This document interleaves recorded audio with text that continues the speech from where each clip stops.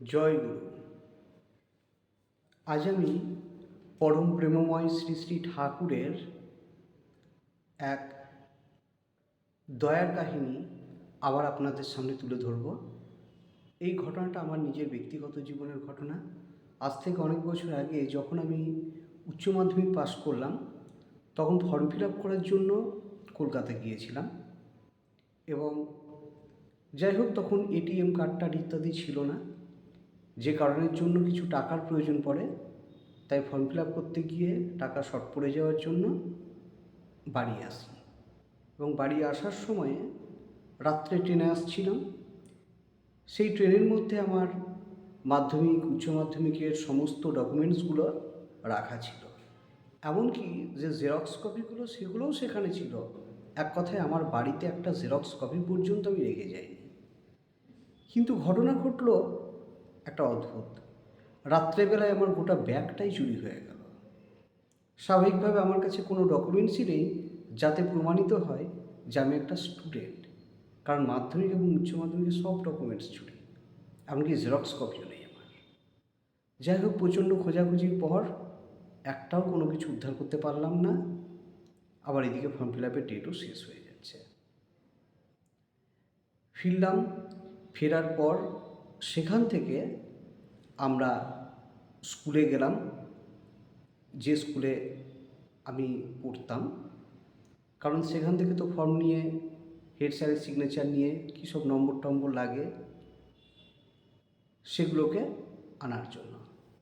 কিন্তু দুঃখের বিষয়, যেখানে উচ্চ মাধ্যমিকে পড়তাম সেই স্কুলের হেডমাস্টার রিটায়ারমেন্ট করে ফেলেছিলেন। অ্যাসিস্ট্যান্ট টিচার তখন স্কুলটাকে চালাচ্ছিলেন, কিন্তু তার এ ব্যাপারে কোনো অভিজ্ঞতাই নেই যে কোন ফর্মটা দিতে হয় এবং কিভাবে লিখতে হয়। একটা ডকুমেন্টস হারিয়ে গেলে এবং তিনি মুশকিলে পড়ে গেলেন এবং কোথায় সেই ফর্ম আছে সেটাও তার জানা নেই।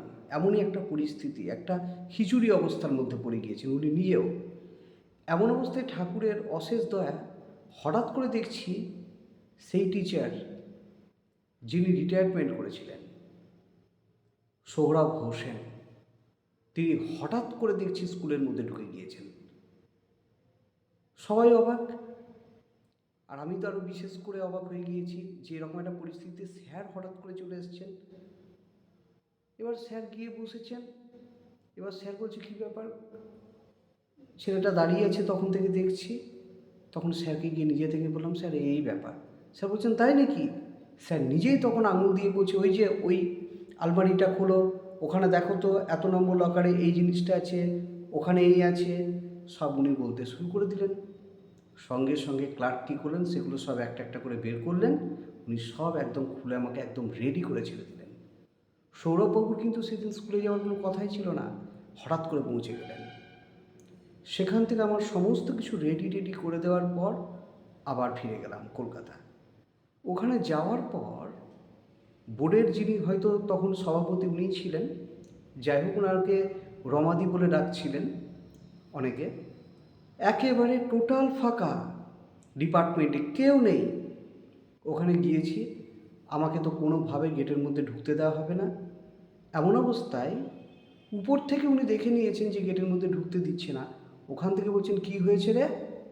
যখন বলছে একটা ছেলে আসতে চাইছে, তখন উনি নিজে থেকেই আমাকে ডেকে নিলেন।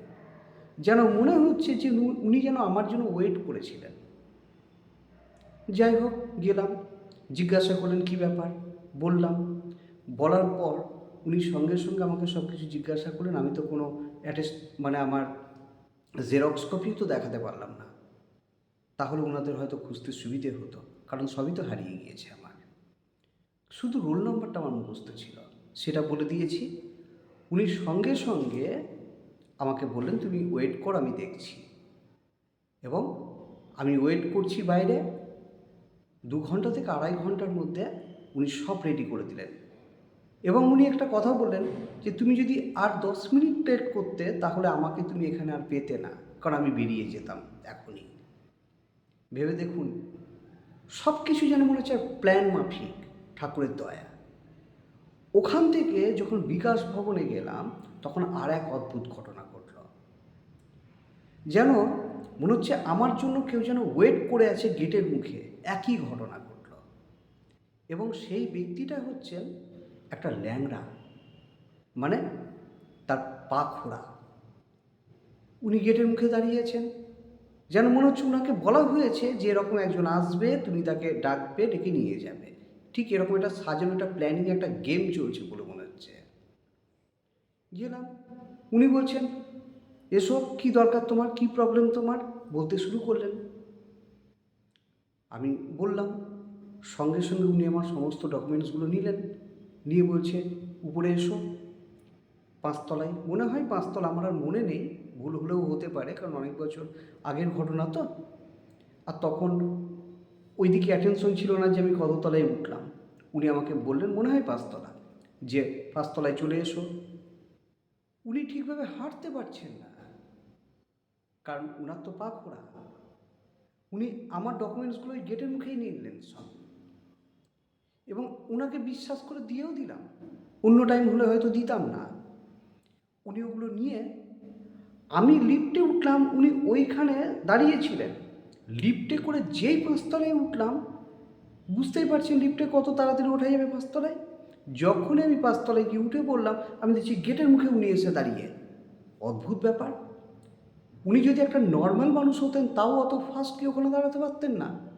আর তারপর উনি তো আবার পা খোড়া ব্যক্তি। যাই হোক, তখনও কিন্তু অবাক হলেও কিন্তু মাথায় অত শত আসেনি, কারণ মাথায় তখন একটাই জিনিস ছিল, আমার ডকুমেন্টসগুলো কী করে আমি রিকভার করতে পারবো, আবার আমি নতুন ডকুমেন্টস আমি কালেক্ট করব। সব নিয়ে উনি কী করলেন, উনি ঘরের ভিতর ঢুকে গেলেন। ঘরের ভিতর ঢুকে কী সব করলেন জানি না, আমাকে বললেন তুমি অপেক্ষা করো।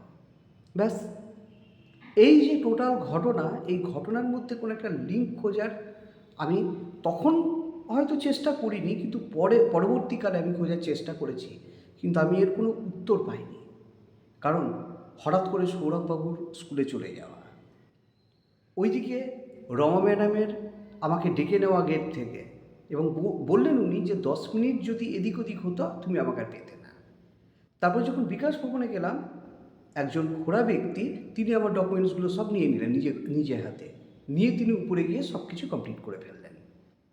এই যে ঘটনাগুলো, এগুলোর মধ্যে কোনো লিঙ্ক আমি কিন্তু আজও পর্যন্ত খুঁজে পাইনি, শুধু ঠাকুরের দয়া।